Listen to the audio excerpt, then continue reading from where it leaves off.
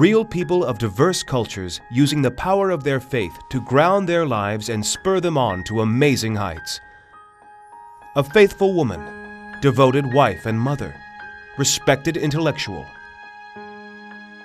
An exemplary model. Tonight on Portraits, Gülten İlhan, a remarkable woman.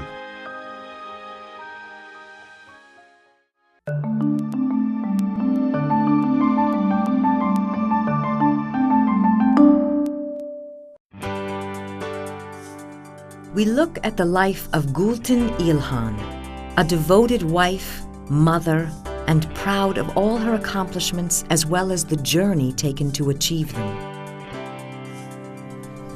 Yes, that one can achieve nirvana through meditation. You also have to remember when we talked about... I came here about 24 years ago. I came to Bloomington, Indiana. I got my undergraduate degree over there in philosophy. Then I moved to Ohio University to do my master's, and I came to St. Louis University to do my PhD. Buddha says, I am not a god, do not worship me. It means Buddha is not a god, do not worship me. I grew up in a big family, in a small tiny town, Yeniçubuk, which is a town in Sivas. I had approximately 3,000 relatives, that the whole town was my relative. It was very difficult for me to come here at that early age. I was very close to my family, I still am. Without them, my life was so miserable the first year, especially coming here not knowing the language, studying the language for a year. I was a little baby when I came, so I still suffer as a result of that, coming here that early without the family's support and without knowing anybody. I made sure that I went and visited my family once a year, and I made sure that I called them on a daily basis just to hear their voices. So for 24 years, I talked to my family almost on a daily basis. Without them, I cannot live. Without them, I cannot continue my life, all the hardships in the United States. When I came, it was during winter. Bloomington was covered with white snow all over. I remember signing up for the classes, the first day for English classes. Keep in mind, the only thing I knew was cat, dog, milk, basic vocabulary. I wanted to use the phone. I didn't know how to use it. So I had a quarter in my hand and asking the person next to me to help me to dial a number that I needed to dial. It looked beautiful, but it looked very lonely at the beginning.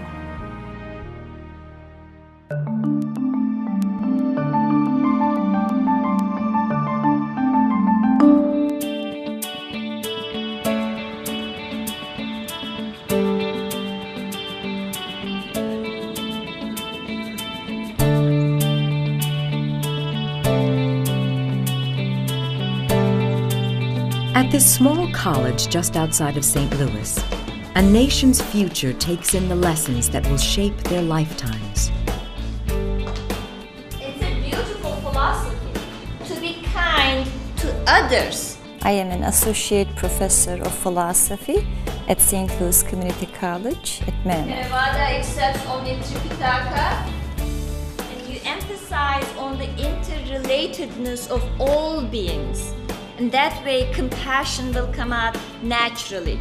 Her lessons include an appreciation of the world's religions. In a country struggling with its population's cultural differences, İlhan realizes that it's important to instill in her students a tolerance for all religions represented in America, be it Muslim, Catholic, or even Buddhist. If you are a monk, it is a sure path, because you will be living in a monastery, you will be meditating all the time, you will be concentrating on nirvana and concentrating on your meditation instead of taking care of the families, instead of doing all kinds of things outside of that. Yes. I remember learning about an art form where they would study an area for a long time, they would meditate, and then they'd go back and paint what they saw. would I be able to go into that aspect of Zen? Yes. Yes.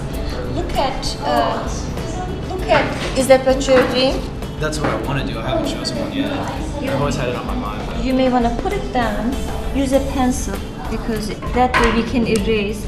Whenever we have an area that we are not sure whether there is enough material or not, let's put your name, guarantee that topic so nobody else takes it, then go look at and see if there is enough material that you can do your research. If not, at least we can change it. So go ahead and put it down. I don't know if that's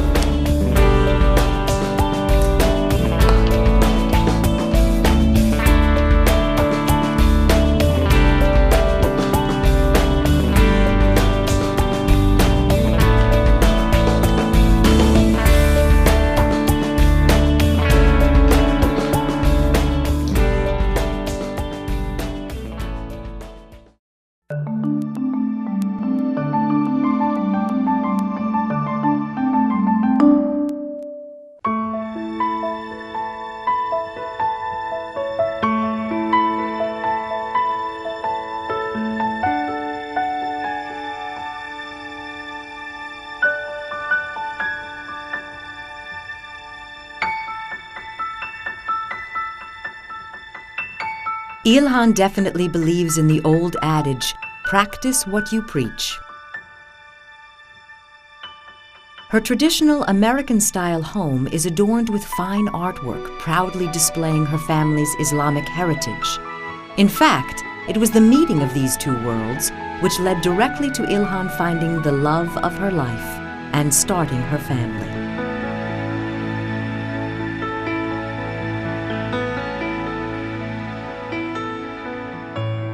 When I was doing my undergrad in Bloomington, my husband was doing his PhD in economics. Actually, he was my teacher. I took a statistics class, which he did not give me an A at that time, so he owes me big time on that. And we met there, and then I came with a job to St. Louis. She came to graduate school here. When I finished my master's, we came to visit my husband, who was my friend at that time. All my friends encouraged me to go talk to St. Louis University to see if I can get a scholarship. And one thing after another, and we got married about 1990, I believe, and here we are. I have two daughters. My oldest is Elif. She is in the 8th grade.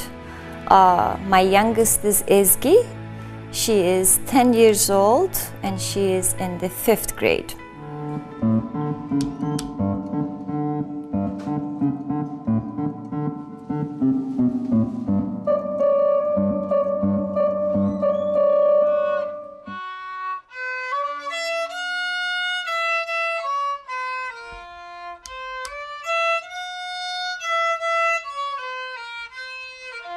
I either want to be a lawyer or be an animal cop because I really like animals, and when I see the show on TV I just think if I could be one of those that would be really fun, and I love solving cases for mystery, so I might want to be a lawyer. Her sene geliyoruz. Yılbaşında geliyoruz her sene. En relisi parlak, akıllı, yani her zaman dua ediyor. My dad, he teaches on Tuesdays and Thursday nights, so I usually don't see him the whole day.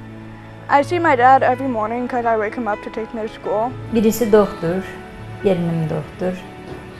Birisi eczacı, damadım doktor. İşte Gülten profesör, eşi profesör. And my mom we usually see a little bit, but she usually is doing work, and we see her from like 3 to 5, and then she goes off to a talk or goes to to Mesnevi or Care. Her komşularıyla olsun, arkadaşlarıyla olsun iyi bir diyaloğu var. Bütün Müslüman şeyleriyle, onlarla çok ilgilen. Onların bir sorunları olsa bir kendi kardeşleri gibi yardımcı olur, yardım eder, koşar. Yani çok iyidir. Çok meraklıydı yani. Atılgan böyle, göz açık, böyle tuttuğunu koparan biriydi yani. Çocukluğundan beri devam eden bir şey vardır yani. Çok iyiydi yani. Okuması falan da liseden olsun hiç yani okulda sınıfta kalmadı. Hep başarıyla lisede, üniversitede böyle devam etti ve okudu. She's just trying to make it easier for us and for everybody else, and she's just trying to teach the world. And well, she works really hard on it, and she's pretty successful with it usually.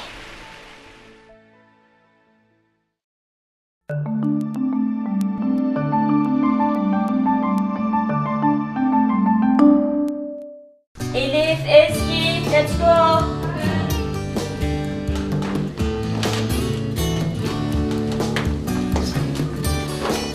Bye, Daddy. Bye. Despite a hectic schedule, Ilhan makes time to bond with her girls as much as possible. The morning drive to Sunday school offers time to share laughter and closeness. Sunday school is once a week, every Sunday from 11 to 2:30. There are approximately, I believe, maybe 400 students. They come and study 3 subjects. They learn about the Quran, they learn about Islam, and they learn about life of Prophet Muhammad. There are 2 different levels. So they separate There's them. one level for people that are just learning how to actually learn and read the alphabet.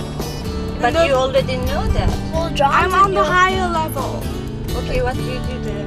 We read and we memorize. Well, John's in your class. No, he isn't. Then why can't I be in my sister's class?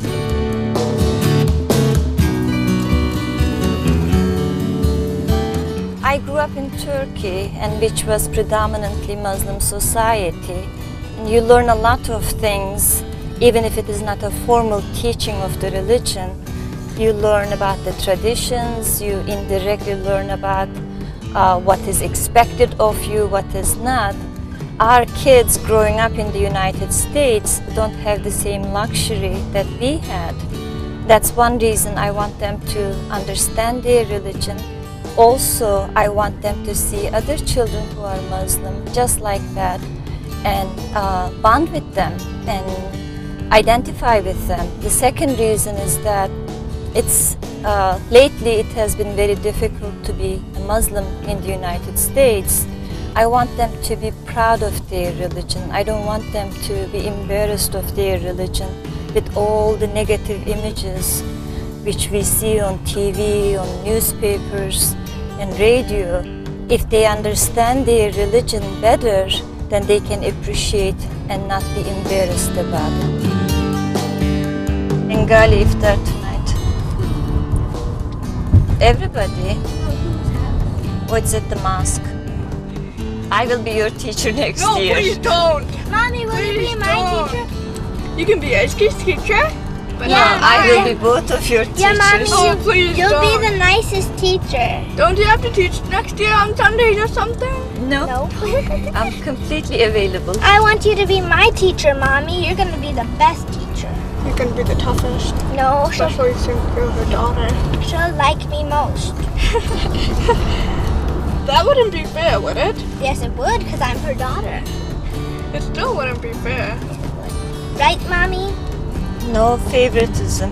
But I'm your daughter, so you have to. Right? We shall see. I like you being my teacher.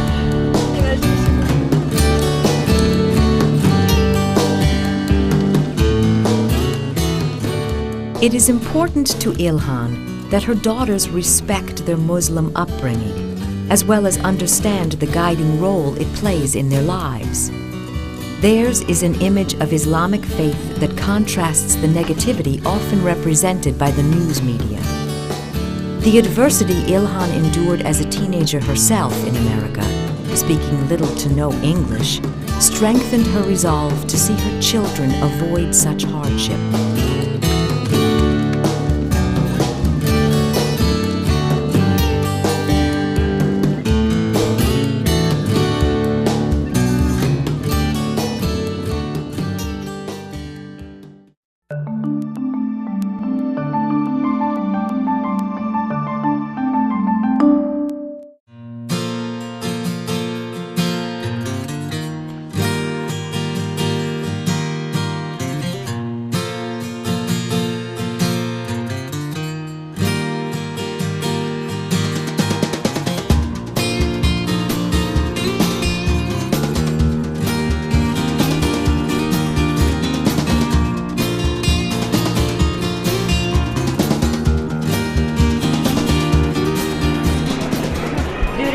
of Ramadan, we have many invitations to general public, sometimes within the community, for breaking of our fast. Every year we do a sort of a iftar dinner. Usually we do it, for a larger number of people. We just open it up to the community, and whoever wants to come, comes to the iftar dinner at that time. My husband is from Bangladesh and he's on the board of the Bengali Association. So they are the major organizers and we're just enjoying the food.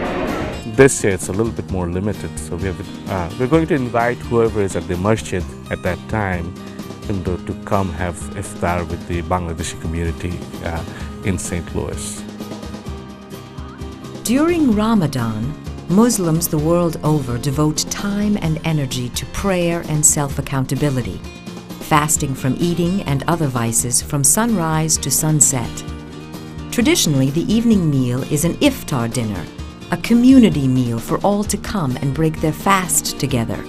And once a year, Ilhan's husband and his countrymen from Bangladesh provide quite a spread.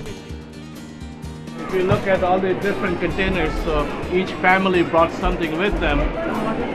Some people brought beef, some people brought chicken, rice, vegetables, and underneath we have different kinds of sweets. So some people brought some sweets. So the people from our community, the Bangladeshi community, come here, but then we just send out a general invitation to the masjid. So we send an invitation, during prayers, that whoever is available and would like to come over for dinner, they're welcome to come have dinner with us. So we, prepare for ourselves and prepare for a few more people and invite whoever comes over.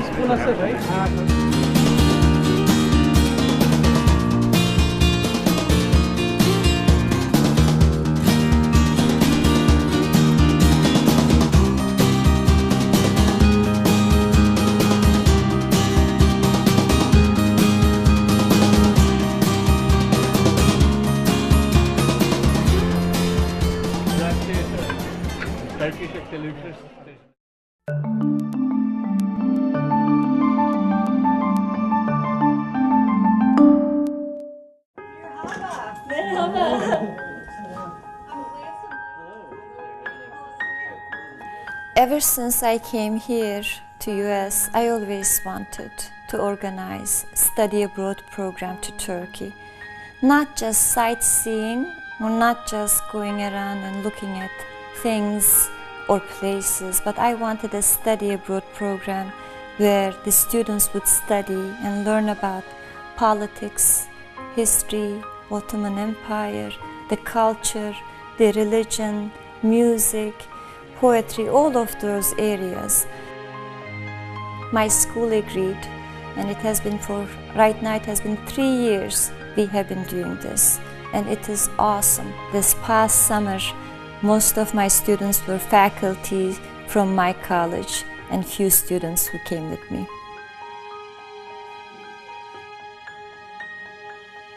The faculty and friends who traveled to Turkey were doubly rewarded on their excursion.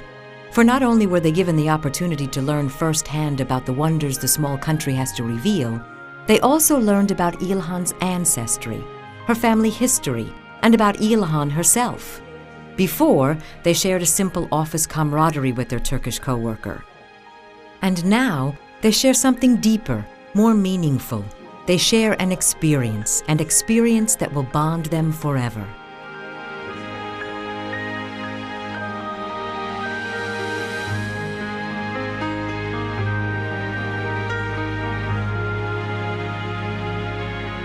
I have had a wonderful working relationship with Colton. I admire her greatly for the work that she does, both for our students on campus.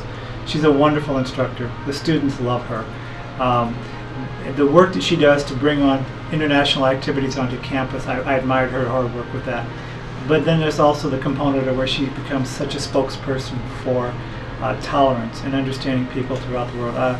My bookshelves are becoming full of materials that she's given me to read that are wonderful in those areas. So, yes, traveling for 10 days in a small bus with someone, you do get to know them a little bit better.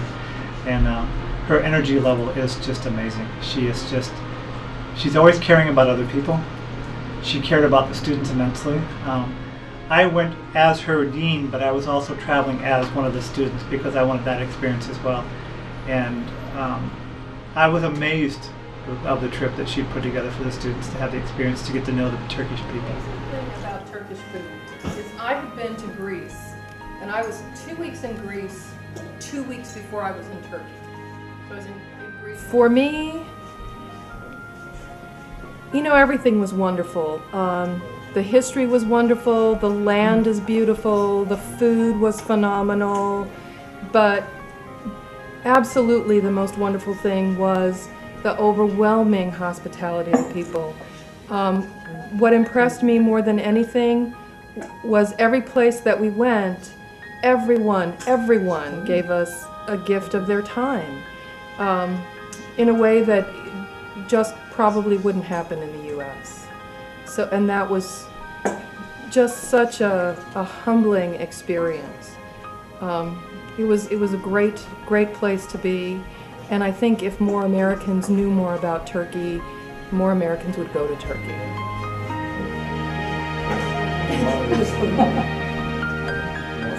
She is so passionate about wanting us to understand about Turkey and about Islam.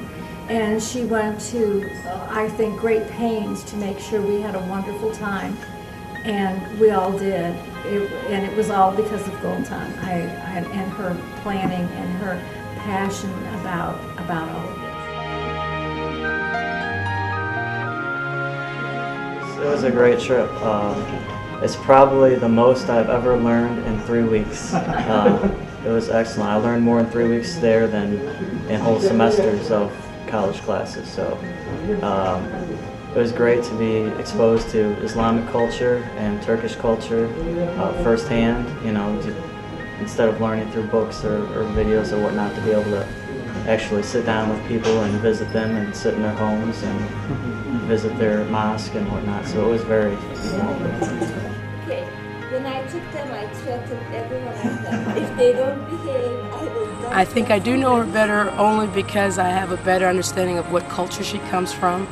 And it's also something that, as the way I was brought up, that sense of respect, the sense of kindness, you know, that's universal. And when you meet someone who comes from a different culture than your own, you still can bond with them, and it was really wonderful. Sultan wouldn't let us stay, so we tried to buy up as much as we could so we could have a little part of Turkey with us at all times. So, and almost everybody on the trip got a Jeff Shan, so we all wear them now every day. So it was just beautiful things like that, things about God and our relationship to each other, and those are the things that we learned too that stay with us every day. So, thank you, Colton.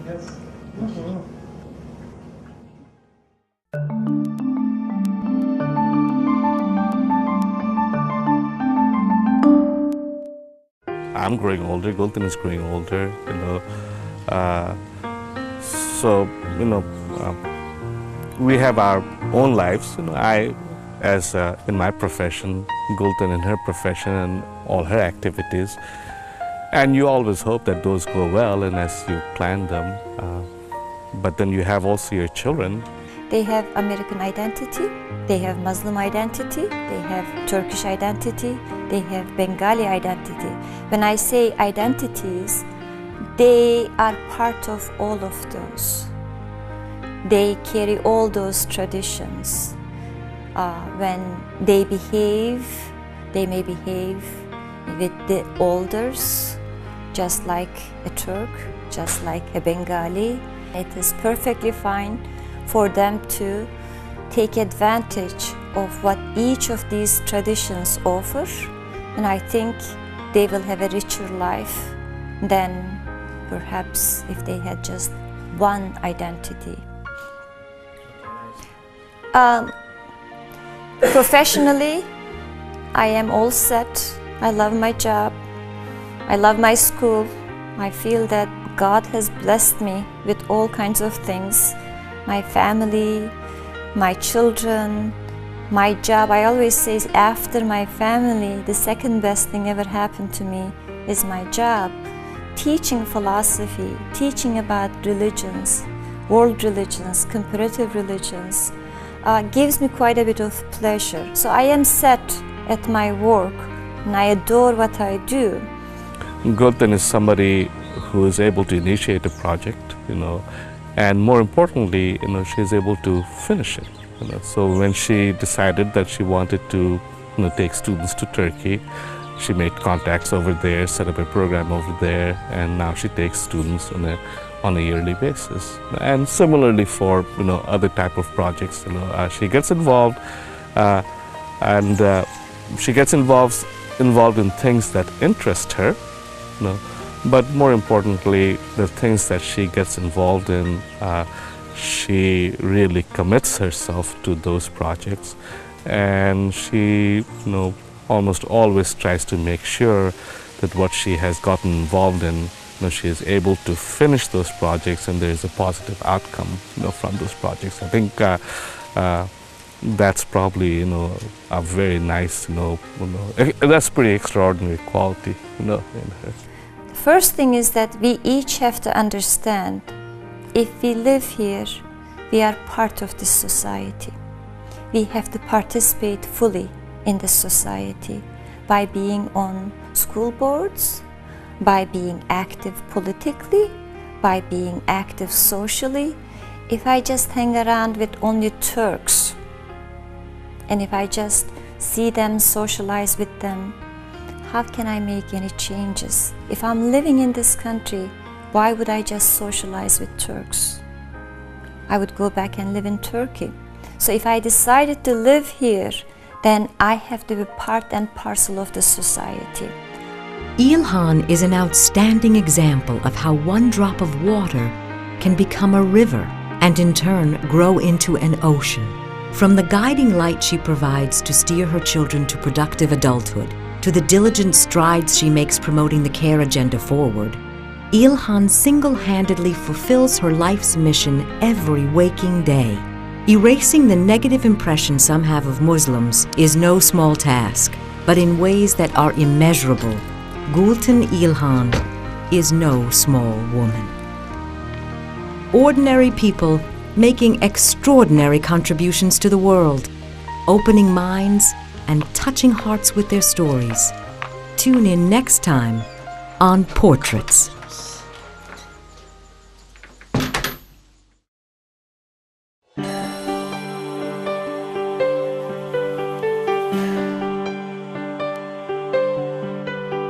Thank you.